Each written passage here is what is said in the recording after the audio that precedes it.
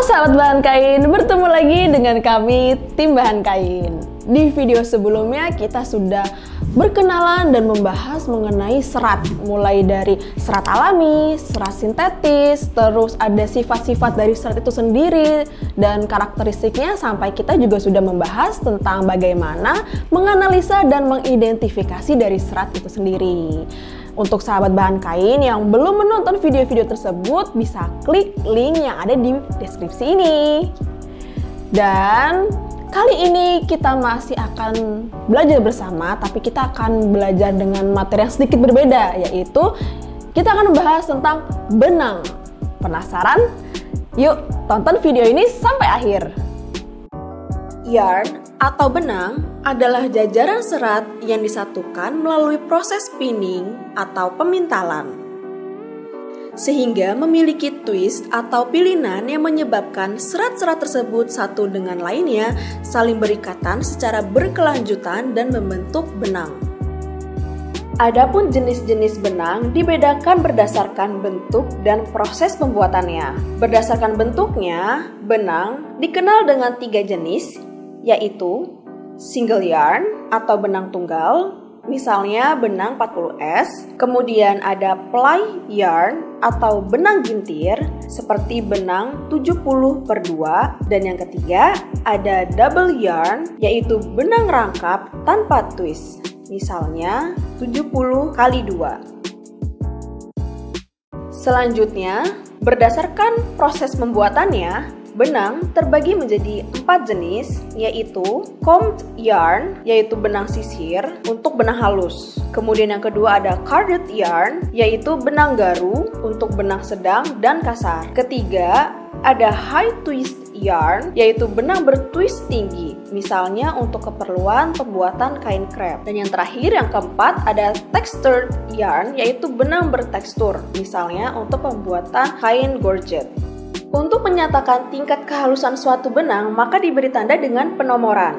Dikenal 2 sistem penomoran, yaitu indirect system dan direct system. Yang pertama, kita akan membahas tentang indirect system atau sistem penomoran secara tidak langsung yang seringkali disebut dengan yarn count.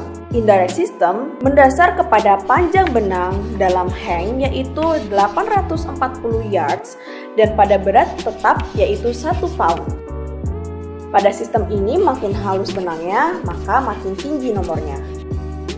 Pasti sahabat bahan kain bingung kan? Yuk kita kasih contohnya supaya makin paham ya.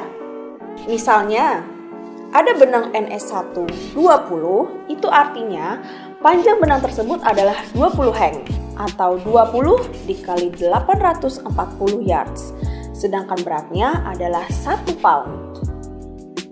Jika benang tersebut NE1 40, berarti dalam 1 pound panjang benang tersebut adalah 40 hang atau 40 dikali 840 yards. Hal ini berarti bahwa benang NE1 40 2 kali lebih panjang daripada benang NE1 20 yang memiliki berat sama-sama 1 pound. Itu artinya benang NE1 40 lebih halus daripada benang NE1 20. Sistem yang kedua adalah direct system atau sistem penomoran secara langsung yang seringkali disebut yarn number. Direct system ini mendasar kepada berat benang, misalnya dalam gram dan panjang tetap 9.000 meter. Pada sistem ini makin halus benangnya, maka makin kecil nomornya.